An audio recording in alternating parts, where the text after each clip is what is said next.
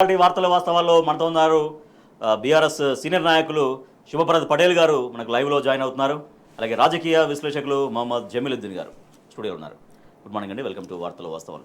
Yes, ఇక మీ పోరాట పటిమకు hats off అంటూ హైదరాబాద్ సెంట్రల్ యూనివర్సిటీ విద్యార్థులు చేసినటువంటి చూపించినటువంటి ఆ స్ఫూర్తికి, ఆ తెగువకి, ఆ పోరాటానికి బీఆర్ఎస్ అన్నది కేసీఆర్ హ్యాట్స్ ఆఫ్ చెప్పారు. ఎందుకంటే పోలీసులు ఎంత విరుచుకు పడుతున్నా, వందలాది మంది పోలీసులు అక్కడ లాఠీ చార్జ్ చేసి గాయపరుస్తున్నా కూడా విద్యార్థులు, తెలంగాణ విద్యార్థులే కాకుండా దేశంలోని వివిధ రాష్ట్రాల నుంచి వచ్చినటువంటి విద్యార్థులు కూడా తెలంగాణ భూముల పట్ల, హైదరాబాద్ విశ్వవిద్యాలయం భూముల పట్ల, ప్రకృతి పట్ల, జంతుజాలం పట్ల చూపించినటువంటి ఆ పోరాట స్ఫూర్తికి ఆయన సెల్యూట్ చేస్తూ హ్యాట్స్ ఆఫ్ చెప్పారు. రైట్, శుభప్రద్ పటేల్ గారు, సో గత కొద్ది రోజులుగా అక్కడ హైదరాబాద్ సెంట్రల్ యూనివర్సిటీ విద్యార్థులు ఎట్లా ఫైట్ చేశారో చూసాం. దాంట్లో తెలంగాణ విద్యార్థులే కాదు, మొత్తం ఇతర రాష్ట్రాల నుంచి ఉన్న విద్యార్థులు కూడా హైదరాబాద్ భూముల కోసం, సెంట్రల్ యూనివర్సిటీ భూముల కోసం, అక్కడ జంతుజాలం కోసం వాళ్ళు చూపించినటువంటి ఆ తీరు, దానికి నిన్న హ్యాట్స్ ఆఫ్ చెప్తూ కేసీఆర్ గారు వాళ్ళు అభినందించారు. ముందుగా రాజేష్ గారు, మీకు అదేవిధంగా టీ న్యూస్ ప్రేక్షకులకు, ప్యానలిస్ట్కి అందరు కూడా శ్రీరామనవమి సందర్భంగా అందరికి కూడా శుభాకాంక్షలు.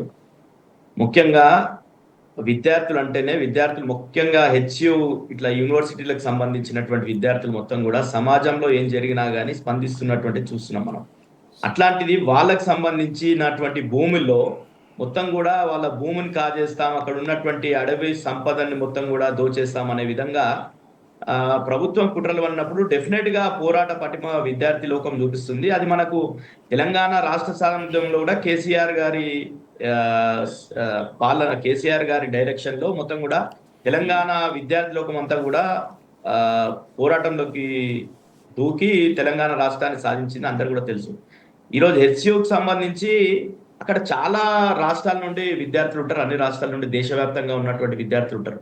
ముఖ్యంగా అక్కడ మొత్తం రీసెర్చ్ జరుగుతుంది కాబట్టి ఆ విద్యార్థులు కేవలం వాళ్ళ చదువులు, వాళ్ళ రీసెర్చే కాకుండా సమాజంలో ఏది జరుగుతున్నాయి, సమాజ పరిస్థితుల మీద కూడా ఎప్పటికప్పుడు వాళ్ళు స్పందిస్తున్నటువంటిది మనం చూస్తుంటాం సెంట్రల్ యూనివర్సిటీలో. ఎందుకంటే ఇప్పుడు కూడా సెంట్రల్ యూనివర్సిటీలోనే మాత్రమే ఎన్నికలు ఉంటాయి. విద్యార్థులు మొత్తం కూడా సంఘటితం కావడానికి ఎన్నికలు కూడా ఒక కారణం.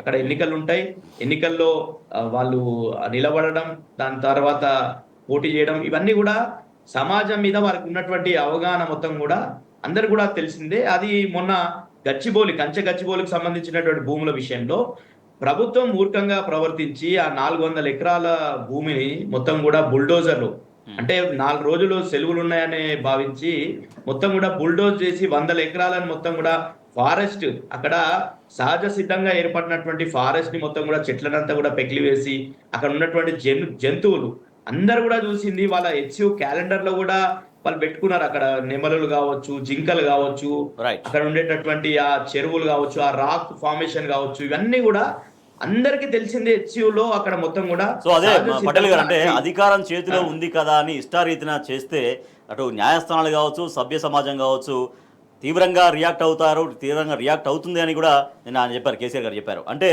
దానికి ఎగ్జాంపుల్, దానికి నిదర్శనమే ఈ ఘటనగా పేర్కొన్నారు ఆయన.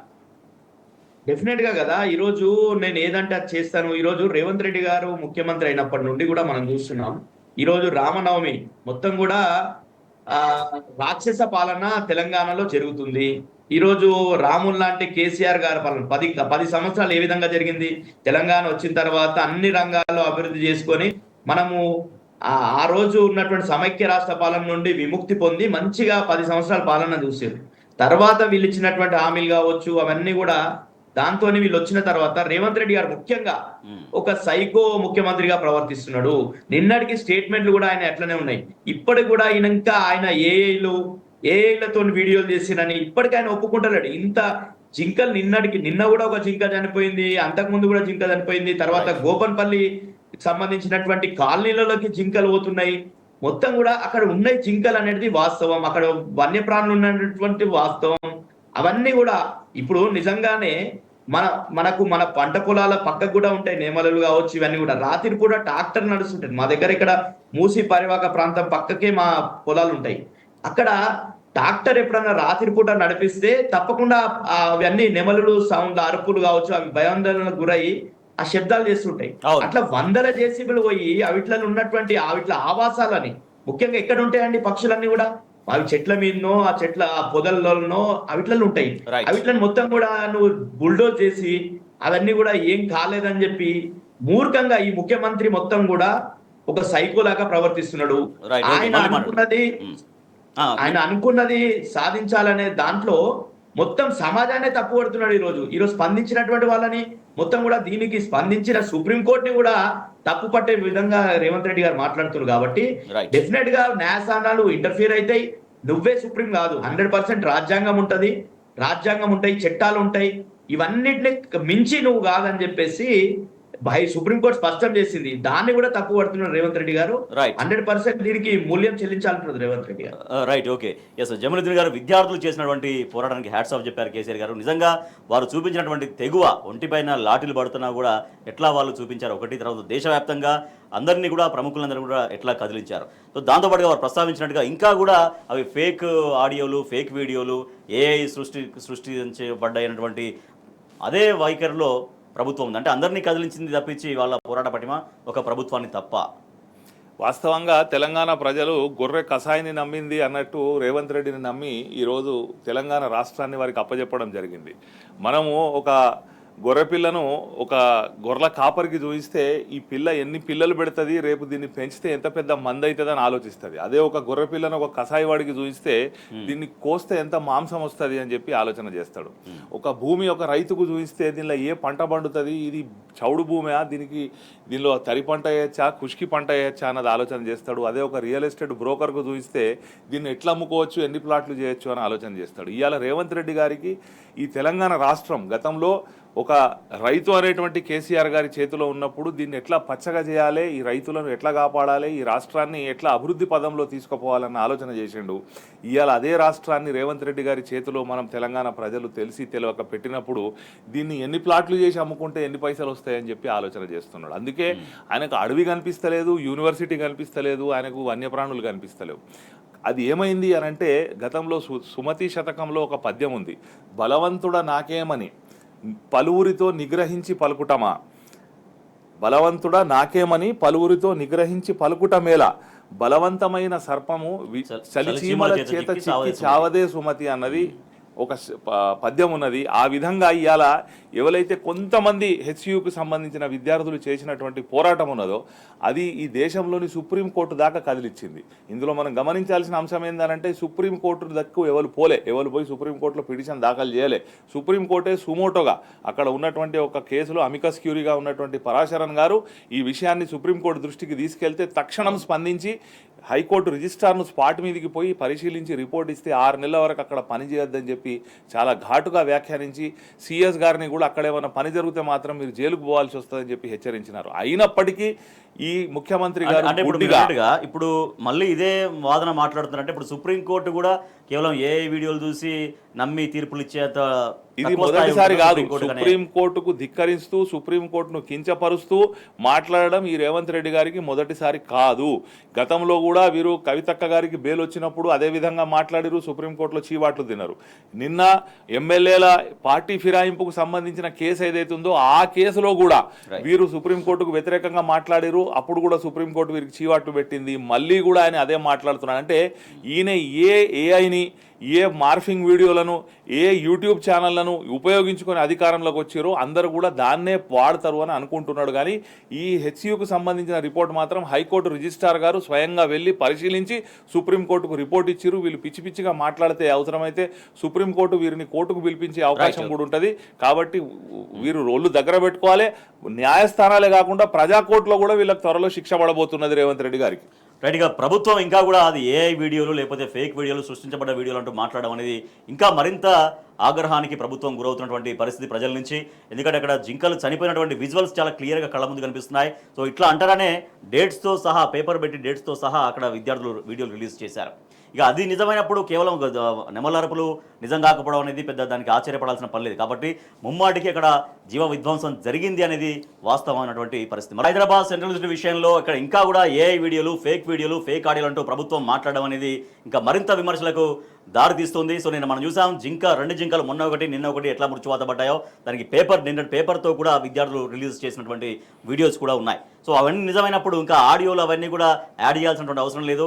శివప్రద పటేల్ గారు ఇందాక మీరు అన్నట్టుగా చిన్న ట్రాక్టర్ పోయినా చిన్నది ఇంకేమన్నా వెహికల్ పోయినా కూడా అక్కడ ఎక్కడున్నా కూడా నెమళ్ళు భయంతో అరుస్తాయి. సో దానికి ఏదో ఆడియోలు తీసి యాడ్ చేయాల్సినంత శ్రమ పడాల్సిన పని కూడా లేదు వాస్తవానికి. అంటే పదుల సంఖ్యలో అక్కడికి బుల్డోజర్లు వెళ్ళాయి కాబట్టి న్యాచురల్గానే ఒక భయభ్రాంతులకు గురవుతాయి ఒకటి. సో అవే కాకుండా ఏకంగా ఆ భూములకే కాకుండా మొత్తం హైదరాబాద్ సెంట్రల్ యూనివర్సిటీకే ప్రభుత్వం ఎసరు పెడుతోంది. అసలు యూనివర్సిటీని అక్కడి నుంచి మొత్తం తరలించే ప్రయత్నం జరుగుతుంది, ఆ కుతంత్రం చేస్తున్నటువంటి అనుమానాలు మరింతగా బలం చేకూరుస్తున్నాయి. ఆ అడుగులు కూడా అట్నే కనిపిస్తున్నాయి కొన్ని నిర్ణయాలు చూస్తుంటే. రేవంత్ రెడ్డి గారిని అందుకే సైకో ముఖ్యమంత్రి అన్నాం. ఎందుకంటే ఒక ముఖ్యమంత్రి అనొద్దు కానీ ఆయన చేసినటువంటి పాలన అదే విధంగా ఉంది. హైడ్రా విషయంలో మనం చూసుకున్నాం. హైడ్రా విషయంలో పేదల ఇల్లులు కూల్చినప్పుడు వాళ్ళంతా అర్ధనాదాలు పెడితే వాళ్ళని కూడా బీఆర్ఎస్ పార్టీ కార్యకర్తలు లేకపోతే బీఆర్ఎస్ పార్టీ పేడ్ వర్కర్లు అని చెప్పేసి అవహేళన చేసినటువంటి సందర్భం చూసినాం. హైడ్రాది అయిపోయింది, మూసీది అయిపోయింది, లగచర్ల విషయంలో కూడా అదే చూసినాం. ఆయన సొంత కాన్స్టిట్యున్సీకి సంబంధించి గిరిజనుల మీద రాత్రికి రాత్రి మొత్తం కూడా తాండాల మీద పడి పోలీసులతోని దాడులు చేపించినటువంటి విషయం దేశవ్యాప్తంగా మొత్తం దానికి హెచ్ఆర్సీ వరకు పోయింది. ఇప్పుడు హైదరాబాద్ ఈ సెంట్రల్ యూనివర్సిటీ విషయానికి వస్తే మొత్తం ఆడ విషయం వాస్తవంగా అక్కడ ఉన్నటువంటి వాళ్ళ కాంగ్రెస్ పార్టీకి సంబంధించినటువంటి ఎన్ఎస్యుఐ వాళ్ళు ముఖ్యమంత్రి గారు చేసినటువంటి అసెంబ్లీలో చేసినటువంటి వ్యాఖ్యలను తీవ్రంగా ఖండిస్తూ ఆయన వ్యాఖ్యల్ని మొత్తం కూడా తిరస్కరించడం జరిగింది. వాళ్ళ పార్టీకి సంబంధించినటువంటి విద్యార్థి విభాగం ముఖ్యంగా గమనిస్తే అక్కడ ఉన్నటువంటి సమాజం అంతా కూడా చూస్తుంది కదా. హెచ్యు అంటే ఏదో అది ఎక్కడనో లోపట అడవి లోపట లేదు, మొత్తం సమాజం అంతా కూడా చూసింది.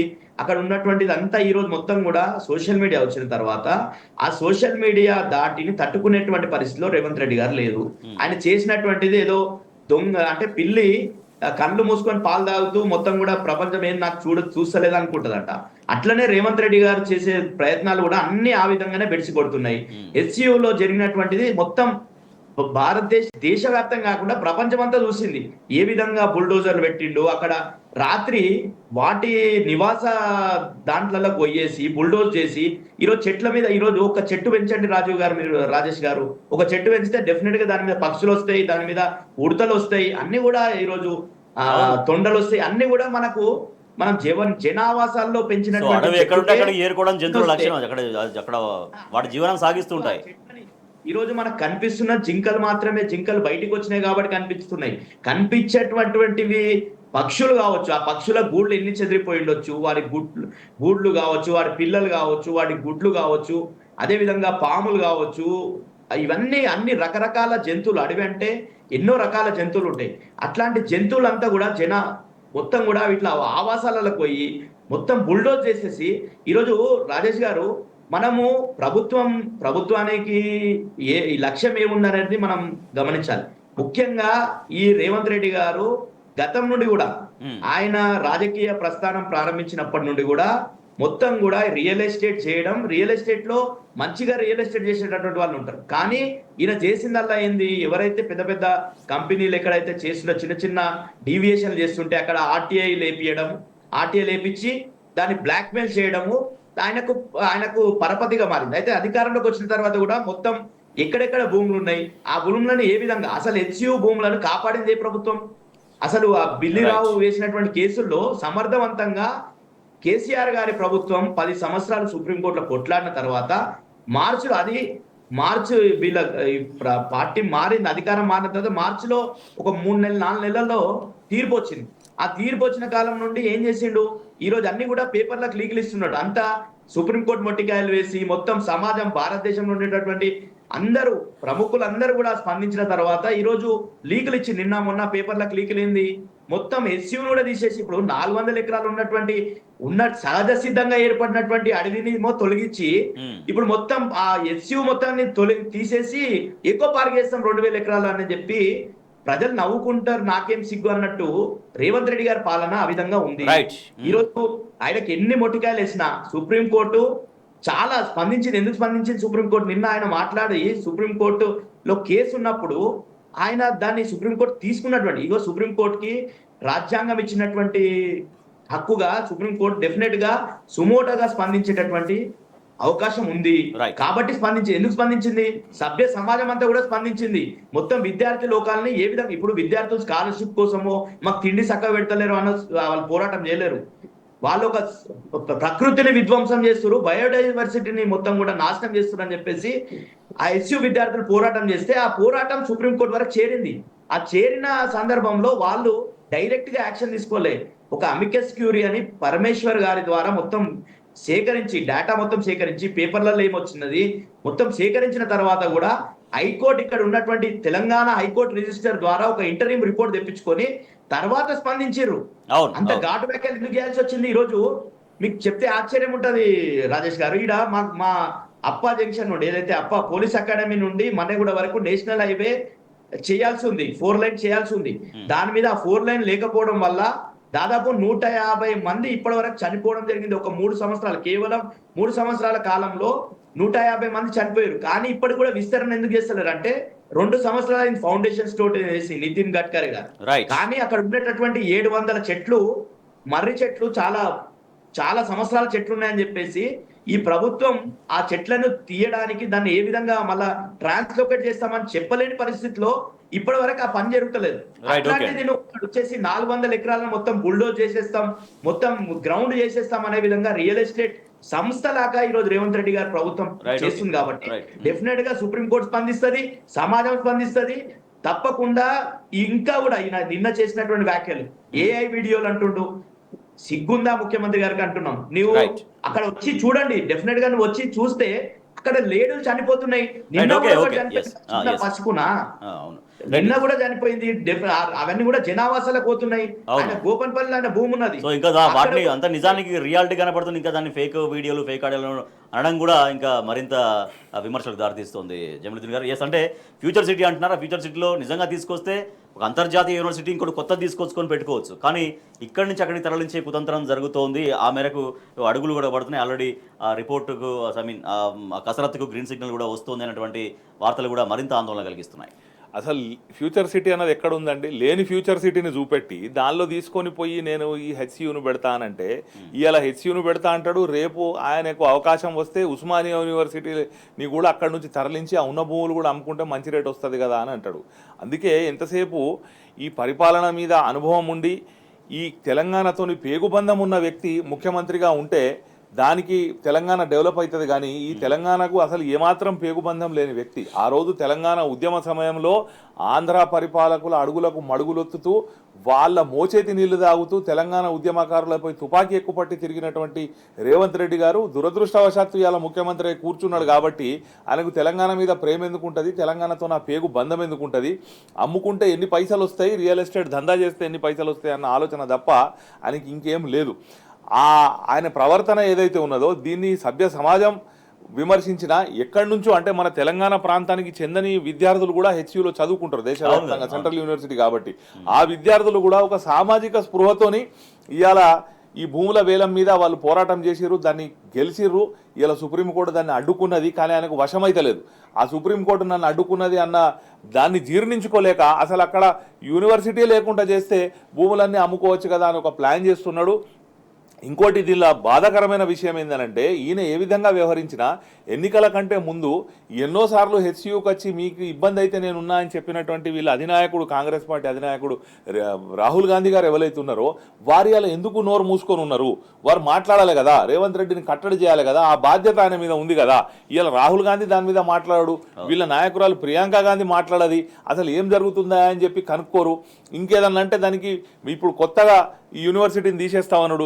ఇక్కడనే కాకుండా వాళ్ళు హన్మకొండకు కూడా పోయినట్టు రిపోర్ట్ వచ్చింది. హన్మకొండలో ఉన్నటువంటి ఏదైతే ఇనుపరాతి గుట్ట అంటారో ఆ అడవిని కూడా సాఫ్ చేసి దాన్ని కూడా వీళ్ళు కబ్జా పెట్టి దాన్ని అమ్ముకోవడానికి కూడా ప్లాన్ చేస్తున్నారు. అంటే తెలంగాణను కేవలం వీళ్ళు ఒక భూమి ప్లాట్గా చూస్తున్నారు. ఈ తెలంగాణలో ఏదైతే జనానికి సంబంధించిన బంధం ఉన్నదో, ఇక్కడ జనం ఉంటారు, వాళ్ళు బతుకుతారు, ఆ అడవితోని పెనవేసుకున్నటువంటి బంధాలు ఉంటాయి. ఆ అడవి జంతువులే కాకుండా మనుషులకు కూడా ప్రతిది ఇలా ప్రతి దగ్గర ఎక్కడ పోయినా కానీ అడవిని కాపాడుకోవాలి అంటున్నారు. రిజర్వ్ ఫారెస్ట్లు ఏవైతే ఉన్నాయో చాలా కఠినమైన చట్టాలు ఉన్నాయి. మీరు రిజర్వ్ ఫారెస్ట్ చట్టమే కాకుండా వాల్టా చట్టం అన్నది ఒకటి ఉన్నది. ఆ వాల్టా చట్టం ప్రకారం మీ ఇంట్లో పెంచుకున్నటువంటి చెట్టును మీరు కొట్టేయాలంటే కూడా పర్మిషన్ తీసుకోవాలి. కానీ ఇలా ఏ పర్మిషన్ లేదు, ఏ ఏ కమిటీ లేదు, దాని మీద స్టడీ లేదు. మా లేడీకి లేచిందే పరగన్నట్టు ఆయనకి ఎప్పుడు యాదికి వస్తే అప్పుడు వందలాది బుల్డోజర్లు, అది శనివారం ఆదివారం చూసుకొని.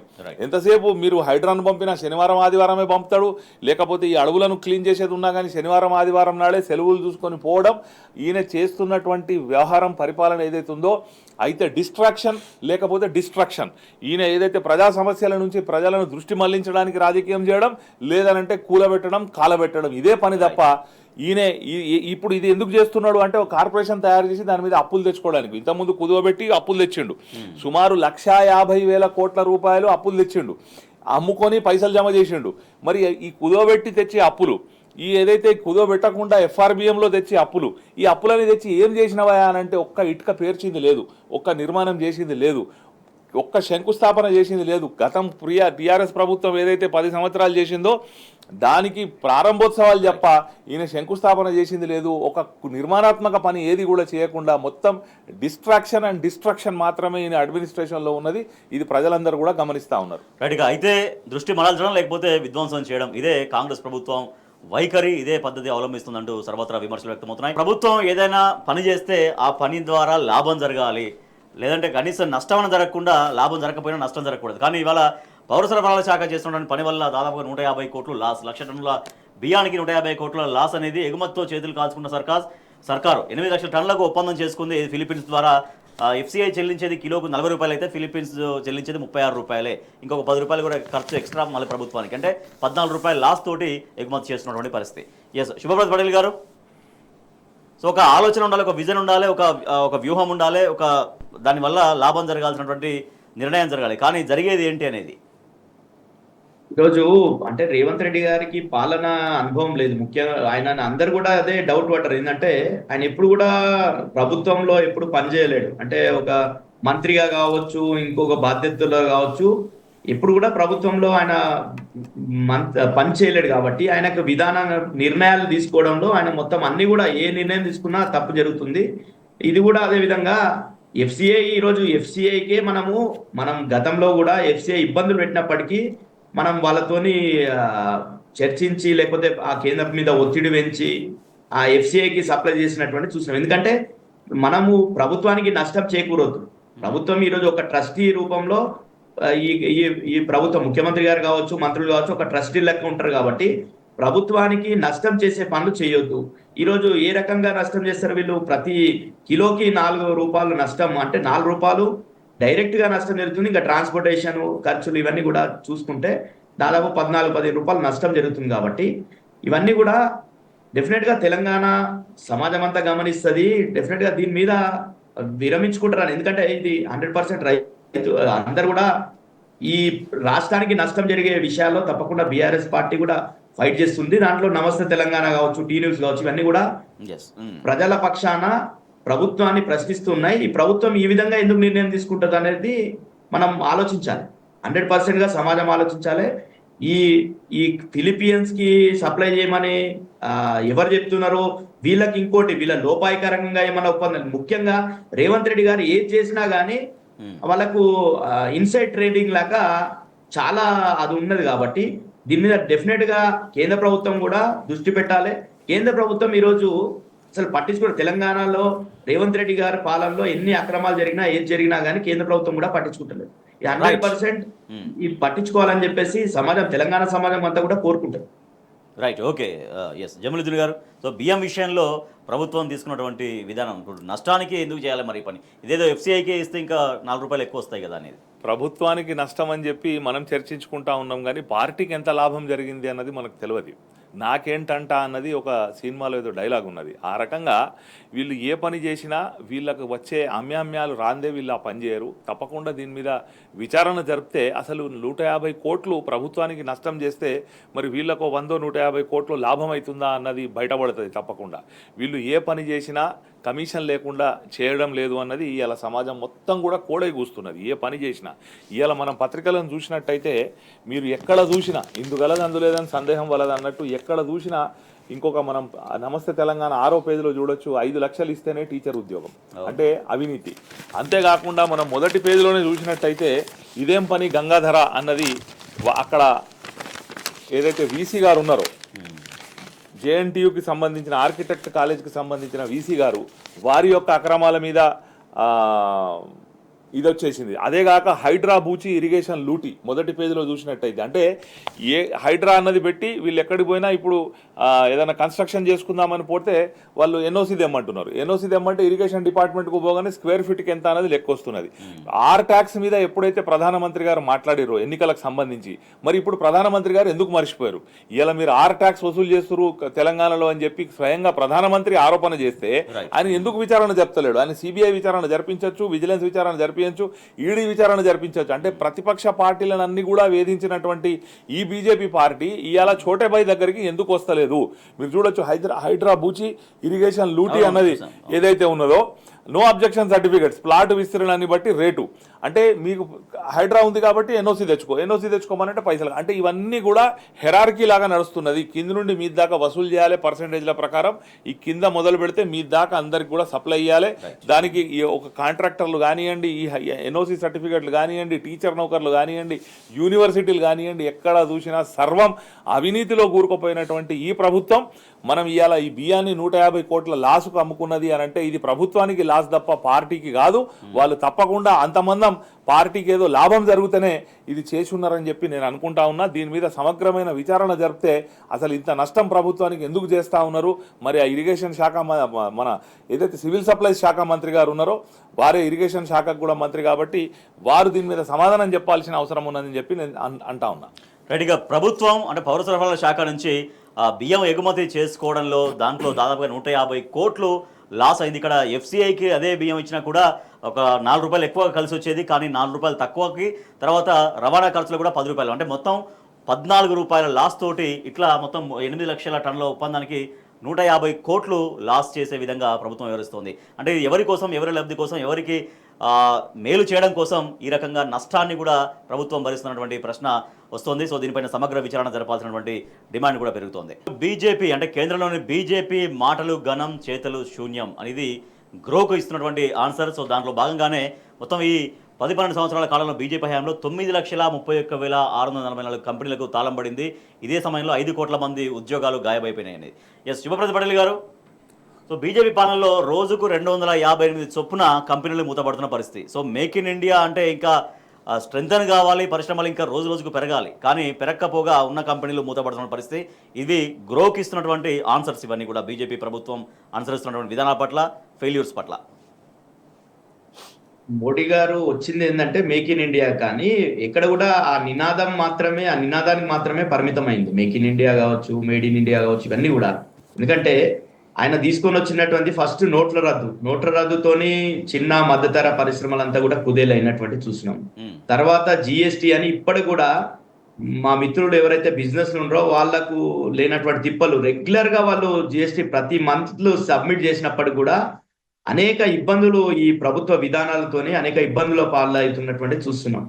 అదేవిధంగా మన రాష్ట్రానికి రావాల్సినటువంటి సంస్థల్ని కూడా ఏ విధంగా గతంలో కేసీఆర్ గారి హయాంలో కేటీఆర్ గారు తీవ్రమైనటువంటి కృషి చేసి ఇక్కడ సంస్థల్ని పరిశ్రమలు తీసుకొని వస్తే మొత్తం కూడా వాళ్ళ మీద ఒత్తిడి చేసినటువంటి చూసినాం. అంటే వాళ్ళు కేవలం ఆ గుజరాత్కో లేకపోతే వాళ్ళు పాలించినటువంటి ప్రాంతానికో చేస్తారు, కానీ మొత్తం మీద వాళ్ళు తీసుకున్నటువంటి పాలసీలు కావచ్చు, ఇవన్నీ కూడా ఇక్కడ ఒక పరిశ్రమ స్థాపిస్తే దానికి ఇన్సెంటివ్స్ ఇవ్వడము, దానికి సబ్సిడీలు ఇవ్వడము, ఇవన్నిటి ద్వారా వాళ్ళ పారిశ్రామిక వ్యవస్థని ప్రోత్సహించడానికి ప్రభుత్వాలు పనిచేయాలి. ఎందుకంటే తద్వారా దేశ ప్రగతికి, అదేవిధంగా ఉద్యోగ కల్పనకు, ఈరోజు నిరుద్యోగ శాతం ఎందుకు దేశంలో పెరిగిపోతున్నది? ఈరోజు వాళ్ళు చెప్పినటువంటి హామీ ఏమి? గతంలో మోడీ గారు ఏం చెప్పిండ్రు? ప్రతి సంవత్సరం 2 కోట్ల ఉద్యోగాల కల్పన చేస్తానన్నాడు. అంటే ఈరోజు ఇప్పటి వరకు 11 సంవత్సరాల కాలం అయింది, 22 కోట్ల ఉద్యోగాలు వచ్చినాయంటే ఉద్యోగాలు పోతున్నాయి. ఇట్లా పరిశ్రమలు పోయినప్పుడల్లా పరిశ్రమలతో పాటు ఉద్యోగాలు కూడా పోతున్నాయి. ఉన్నటువంటి ఉద్యోగాలు ఏదో ప్రైవేట్ లో బతుకుదామంటే ఆ ఉద్యోగాలు కూడా పోయేటటువంటి పరిస్థితి ఈరోజు మోడీ గారి పాలనలో దేశంలో మొత్తం కూడా ఈరోజు ఆర్థికంగా కుదేలైతున్నది ఎందుకు? రూపాయి విలువ తగ్గుతున్నది ఎందుకు? ఇవన్నీ కూడా ఏందో చేస్తున్నామని చెప్పేసి మొత్తం వాళ్ళ పాలన మొత్తం కూడా ఒక మతానికి సంబంధించి జాతీయవాదం అని చెప్పి జాతీయవాదం ముసుగులో మతవాదాన్ని రెచ్చగొట్టడం, తద్వారా ఓట్లు పొందడం. మొన్న కూడా చూసినాం, ప్రజలందరూ కూడా చాలా మట్టుకు ఉత్తరాదిలో వాళ్ళకి ఎక్కువ వస్తాయి అనుకుంటే అక్కడనే వాళ్ళకి ఏదైతే వాళ్ళు చెప్పి ఈరోజు రామనవమి అందరం కూడా మనం పూజలు చేస్తాం, ప్రతి ఒక్కరు కూడా రాముణ్ణి చేస్తాం. కానీ ఈరోజు మన కేసీఆర్ గారు పెద్దగా ఈడ యాదాద్రిలో ఉమ్. 1000 కోట్లు 1100 కోట్లు వెచ్చించి బ్రహ్మాండమైనటువంటి ఆలయాన్ని నిర్మించింది. అందరు కూడా ప్రశంసిస్తుంది. కానీ ఎప్పుడు దాన్ని రాజకీయంగా వాడుకోలేడు కేసీఆర్ గారు. కానీ అక్కడ అయోధ్య రామాలయాన్ని ఏదో బాలరాముని ప్రతిష్ఠించి మొత్తం కూడా బాలరామునికి అక్షంతలు ఏం సంబంధమో ఎవరికి తెలియదు. అక్షంతలు మొత్తం కూడా దేశవ్యాప్తంగా ప్రతి ఊర్లో రేషన్ బియ్యంలో అక్షంతలు కలిపి పంచి దాన్ని ఓట్ల కోసం వాడుకున్నటువంటి చూసినాం. వాళ్ళు కేవలం ఓట్లు ఎట్లా దండుకోవాలి అదే దాంట్లో ఉన్నారు మోడీ తప్ప పరిశ్రమలని ప్రోత్సహించాలి, లేకపోతే ఉద్యోగ కల్పన చేయాలి, దేశాన్ని ముందుకు తీసుకుపోవాలనే దాంట్లో లేరనేది స్పష్టం. అన్ని ఇప్పుడు అందుకే క్రాగ్ మీద వాడు ఏడుస్తున్నారు కదా బీజేపీ వాళ్ళు మొత్తం కూడా. క్రాగ్ మొత్తం కాంగ్రెస్ తో కుమ్మక్కలైంది, లేకపోతే ప్రతిపక్ష పార్టీలతో కుమ్మక్క ఈ విధంగా ఇస్తుందని. కానీ క్రాగ్ అనేది విశ్లేషించి మొత్తం కూడా డేటా అనాలిసిస్ చేసి అది చెప్తుంది. కాబట్టి దాన్ని కూడా తప్పు పట్టేటటువంటి దుస్థితికి ఈ రోజు మోడీ గారి పాలన పోయింది. Right, okay. జమీలుద్దీన్ గారు, వాళ్ళ గ్రోక్ ఇచ్చేటువంటి ఆన్సర్స్ అవి పారిశ్రామిక రంగం కావచ్చు, ఉద్యోగాల కల్పన విషయంలో కావచ్చు, మరొకటి కావచ్చు, కేంద్రంలోని బీజేపీ ప్రభుత్వ వైఫల్యాల్ని పూర్తిగా వాస్తవాలుగా ఎట్లా ప్రజల ముందు ఉంచగలుగుతోంది? బీజేపీ ప్రభుత్వం ఏదైతే వాట్సాప్ యూనివర్సిటీ పునాదుల మీద నిర్మించుకున్నటువంటి ఒక అబద్ధాల అందమైన సౌధం ఉందో దాని పునాదులను గ్రాక్ అన్నది పెకిలించి వేస్తూ ఉన్నది. వీళ్ళు ఏదైతే ఒక నెట్వర్క్ తయారు చేసుకొని వేలాది లక్షలాది వాట్సాప్ గ్రూపులు, ఫేస్బుక్ గ్రూపులు, ఫేక్ ట్విట్టర్ హ్యాండిల్లు ఇవన్నీ కూడా తయారు చేసుకొని అబద్ధాలను పొద్దున లేస్తే ప్రజల మెదళ్లను విషపూరితం చేస్తూ ఏదైతే చేసిరో దానికి కూకటి వేళ్లతోని ఈ గ్రాక్ అన్న చాట్ బాట్ ఏదైతే ఉందో ఇది పెకిలిచి వేస్తున్నది. అందుకే ఇవాళ నాకు తెలిసి మన భారతదేశంలో అతిపెద్ద ప్రతిపక్షంగా గ్రాక్ అవతరించింది. ప్రజలు కూడా దాన్ని నమ్ముతున్నారు. దాన్ని అడిగినా అది పూర్తి విశ్లేషణతోని ఆ గ్రాక్ అన్నది సమాధానం చెప్తున్నది. ఇలా ఈ కంపెనీల మూత పడ్డ విషయంలో ఏదైతే గ్రాక్ను ప్రశ్నలు అడగడం జరిగిందో చాలా స్పష్టంగా డేటాతో సహా ఆ గ్రాక్ చెప్పడం జరిగింది. ఏడాదికి 93,164 పరిశ్రమలు ఈ బీజేపీ పరిపాలన కాలంలో మూతపడ్డాయని చెప్తున్నది. అంటే సంవత్సరానికి 1,00,000 పరిశ్రమలు మూతపడతా ఉన్నాయి. వీళ్ళు చెప్పుడు మాత్రం ఏం చెప్పారు అంటే మేము సంవత్సరానికి 2 కోట్ల ఉద్యోగాలు ఇస్తామని అధికారంలోకి వచ్చారు. కానీ ఉన్న ఉద్యోగాలు 5 కోట్ల ఉద్యోగాలు ఊడగొట్టిరు అని కూడా ఈ గ్రాక్ చెప్తా ఉన్నది. అంటే ఇవన్నీ కూడా సత్యదూరం కాదు, ఇవన్నీ కూడా మన కళ్ళకు కనిపిస్తున్నాయి. కానీ డేటా లేకుండే జనం దగ్గర అయ్యో నౌకర్లు లేవు, మన పిల్లలు ఇంత చదువుకున్నా మన దగ్గర నౌకరు దొరకలేదు, నిరుద్యోగులుగా తిరుగుతుర్రు అని చెప్పి గ్రామాల్లో అనుకున్నారు తప్ప దీని వెనుక కారణాలేంది, అసలు ఇంత చదువుకున్న తర్వాత కూడా మన ఇంజనీర్లు కానివ్వండి, మన గ్రాడ్యుయేట్లు, పోస్ట్ గ్రాడ్యుయేట్లు, పిహెచ్డీలు చేసిన వాళ్ళు, డబుల్ పీజీలు చేసిన వాళ్ళు కూడా నౌకరు లేదు అని చెప్తే పకోడీలు అమ్ముకోరు అని చెప్పిన మనం దౌర్భాగ్యమైన ప్రధానమంత్రి మనకి ఇలా మోపండి. ఇక్కడ ఆయన చెప్తున్నాడు మీరు పకోడీలు అమ్ముకుంటే కూడా అది కూడా ఒక ఉద్యోగం అని చెప్పి. అదే సమయంలో ఏదైతే 91 నుంచి 1991లో ఎప్పుడైతే గ్లోబలైజేషన్, లిబరలైజేషన్ స్టార్ట్ అయిందో ఆ తర్వాత ఏదైతే డిస్ఇన్వెస్ట్మెంట్ స్టార్ట్ అయిందో పబ్లిక్ సెక్టార్ అండర్టేకింగ్స్కి సంబంధించి అందులో 70% పరిశ్రమల డిస్ఇన్వెస్ట్మెంట్ అన్నది, అమ్మకం అన్నది ఇది మోడీ హయాంలో జరిగింది. అంటే 91 నుంచి 2014 వరకు కేవలం 30% పబ్లిక్ సెక్టార్ అండర్టేకింగ్స్ను కాంగ్రెస్ ప్రభుత్వం అమ్ముకుంటే 70% పరిశ్రమలను మోడీ ప్రభుత్వం అమ్ముకున్నది. అమ్ముకోవడంతో ఏమైపోయింది, ఉన్న నౌకర్లు పోయినాయి, ఇక్కడ మ్యానుఫ్యాక్చరింగ్ పోయింది, మన ఎగుమతులు తగ్గిపోయినాయి, దిగుమతులు పెరిగిపోయినాయి. ఈ ఎగుమతులు తగ్గిపోయి దిగుమతులు పెరిగిపోతే ఏమైతుంది అని అంటే రూపాయి విలువ పతనం అయిపోతుంది. ఇవాళ డాలర్ విలువ పెరిగిపోయింది, రూపాయి విలువ పతనం అయిపోయింది. దీని మీద ఎవరు మాట్లాడరు. ఎంతసేపు ప్రజలను మత్తులో ముంచి వాళ్ళ భావోద్వేగాలతోనే ఆడుకొని మేము అధికారంలో కంటిన్యూ కావచ్చు అని చెప్పి ఇలా మోడీ ప్రభుత్వం అనుకుంటా ఉన్నది. కానీ ఇది ప్రజలకు అర్థమవుతున్నది. అందుకే గతంలో ఉత్తరాదిలో ఓటేసినటువంటి ప్రజలు ఇలా బీజేపీని తిరస్కరిస్తున్నారు. కానీ ఆ విషయాన్ని మెల్లగా దక్షిణాది రాష్ట్రాలను తీసుకొచ్చే ప్రయత్నం చేస్తున్నారు. దీనికి ప్రజలందరూ కూడా గమనించాలి. ఏదైతే మనకు ఉద్యోగ కల్పన అన్నది చాలా ఇంపార్టెంట్ కాబట్టి మనం విదేశీ పరిశ్రమలు కానీ దేశీయ పరిశ్రమలు కానీ ప్రోత్సహించి ఉద్యోగ కల్పన కల్పించినప్పుడే నిరుద్యోగుల సమసిపోతుంది. యువతకు ఉద్యోగం దొరికినప్పుడే, ఉపాధి దొరికినప్పుడే ఈ దేశానికి భవిష్యత్తు ఉంటుంది. కాబట్టి దీని దిశగా ప్రజలందరూ కూడా గమనించాలని చెప్పి కోరుతారు. మేక్ ఇన్ ఇండియా మొత్తం జోక్ ఇన్ ఇండియాగా మారిపోయినటువంటి పరిస్థితి, గ్రోకి ఇచ్చినటువంటి ఆన్సర్స్ మొత్తం ఈ బీజేపీ హయాంలో 9,31,644 కంపెనీలు మూతపడినటువంటి పరిస్థితి. మరి 7th రోజు భారీ బహిరంగ సభ తలపెట్టింది బీఆర్ఎస్ ఆవిర్భావ సభగా, రజతోత్సవ సభగా. ఎస్ జమీలుద్దీన్ గారు, సో నిన్న మొదటి నుంచి వరుసగా అందరితో సమావేశం అవుతున్నారు జిల్లా నాయకులతో కేసీఆర్ గారు. సో ఒక ఎట్లా విశ్లేషిస్తారు బీఆర్ఎస్ రజతోత్సవ సంరంభానికి సంబంధించి? ఒక్కడుగా మొదలైనటువంటి తెలంగాణ ఉద్యమం ఒక మహావృక్షమై మహాప్రస్థానమై తెలంగాణ రాష్ట్రాన్ని సాధించుకున్న తర్వాత ఎప్పుడైతే 10 సంవత్సరాలు కేసీఆర్ గారు తెలంగాణ రాష్ట్రాన్ని కూడా భారతదేశంలో నంబర్ 1 ప్లేస్లో ఉంచడం జరిగిందో ఈరోజు మళ్ళీ 25 సంవత్సరాలు పూర్తవుతున్న సందర్భంగా తెలంగాణ ఉద్యమకారులకు కానీ బీఆర్ఎస్ పార్టీ కార్యకర్తలకు కానీ అందరికి కూడా ఎప్పుడెప్పుడా అని ఎదురు చూస్తున్నటువంటి ఆ రోజు ఏప్రిల్ 27 అన్నది. దాని గురించి కేసీఆర్ గారు ఎప్పుడు వస్తారు సభకు వచ్చి వారు ఎప్పుడు ఇక్కడ రాష్ట్రానికి జరుగుతున్నటువంటి అన్యాయంపై భవిష్యత్తు ఈ అన్యాయాన్ని ఎదుర్కోవడానికి భవిష్యత్తు కార్యాచరణను ఎట్లా ప్రకటిస్తారు అన్న దాని మీద ప్రజలు తెలంగాణ 4 కోట్ల మంది ప్రజలు ఎదురు చూస్తున్నారు. బీఆర్ఎస్ పార్టీ కార్యకర్తలు కూడా ఎదురు చూస్తున్నారు. యావత్ ప్రపంచంలో ఉన్నటువంటి తెలంగాణ బిడ్డలందరూ కూడా దాని 1000 కళ్ళతో ఎదురు చూస్తున్నారు. దానికి ఏదైతే కేసీఆర్ గారు ఈ సన్నాహక సమావేశాలు చేస్తున్నారో అక్కడ ఏ సమస్యల మీద మాట్లాడాలి, గ్రౌండ్లో ఉన్నటువంటి రిపోర్ట్ ఏందని తెలుసుకుంటా ఉన్నారు. ఇది డెఫినెట్గా భారీ ఎత్తున సక్సెస్ కాబోతున్నది అని చెప్పి నేను అనుకుంటా ఉన్నా. నా భూతో నా భవిష్యత్ అన్న విధంగా ఈ ఏప్రిల్ 27 నాడు సభ జరుగుతుందని చెప్పి నేను అనుకుంటా ఉన్నా. రైట్ శుభప్రద్ పటేల్ గారు, సో గత 10 సంవత్సరాల పరిపాలనా కాలానికి సంబంధించి ఎట్లా పరిపాలన చేరువ చేశారు విషయం, దాంతో ఇవాళ కాంగ్రెస్ ప్రభుత్వ వైఫల్యాలకు వాటి గురించి, తర్వాత రాబోయే రోజుల్లో పార్టీ ఎట్లా స్ట్రెంగ్తన్ చేయబోతున్నారు, గ్రామ స్థాయి నుంచి ఎట్లా కమిటీలు ఏర్పాటు చేయబోతున్నారు అనే దానిపైన కూడా, సో ఈ బహిరంగ సభ ద్వారా ఈ రజతోత్సవ సభ ద్వారా బీఆర్ఎస్ పార్టీ కార్యకర్తల్లో శ్రేణుల్లో ఎటువంటి ఉత్సాహం నింపబోతుంది, అట్ ద సేమ్ టైం ప్రభుత్వ వైఫల్యాన్ని కూడా ప్రజల ముందు ఎట్లా ఎండగట్టబోతున్నారు?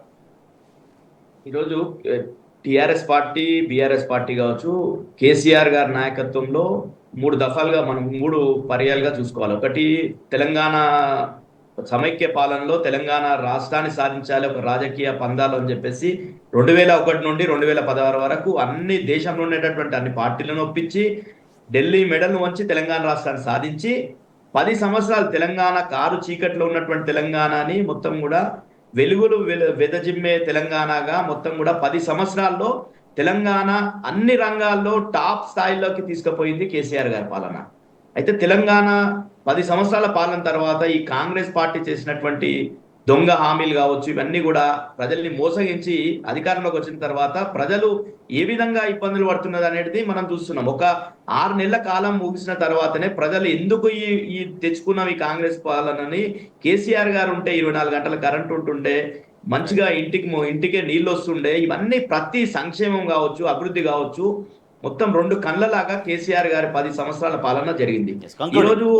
ఈరోజు డెఫినెట్ గా టిఆర్ఎస్ పార్టీ బీఆర్ఎస్ పార్టీయే కొట్లాడుతుంది ప్రతిపక్షంగా. ఈరోజు ఏ సమస్య వచ్చినా, అది హైడ్రా సమస్య వచ్చినా, మూసీ సమస్య వచ్చినా, లగచర్ల ఇష్యూ వచ్చినా, హెచ్సి ఇష్యూ వచ్చినా, ఏ సమస్య వచ్చినా ముందుగా పోరాటంలో దుంకుతున్నది టిఆర్ఎస్ పార్టీ. ప్రజలందరూ కూడా ఈరోజు ఇంటి పార్టీ టిఆర్ఎస్ పార్టీ కాబట్టి ప్రజలందరూ ఈరోజు కోరుకుంటున్నారు కేసీఆర్ గారిని మళ్ళా ఎంత తొందరగా గద్దెనెక్కించాలనే దాంట్లో ఉన్నారు. కాబట్టి అందరూ ప్రతి ఊరు నుండి ప్రతి పల్లె నుండి మొత్తం కూడా 27కు వరంగల్ కి బయలుదేరుతారు. పెద్ద ఎత్తున లక్షలాదిగా కేసీఆర్ గారి స్పీచ్ వినడానికి, కేసీఆర్ గారి దిశానిర్దేశాన్ని వినడానికి చాలా ఉవ్విల్లాడుతున్నటువంటి పరిస్థితి ఉంది.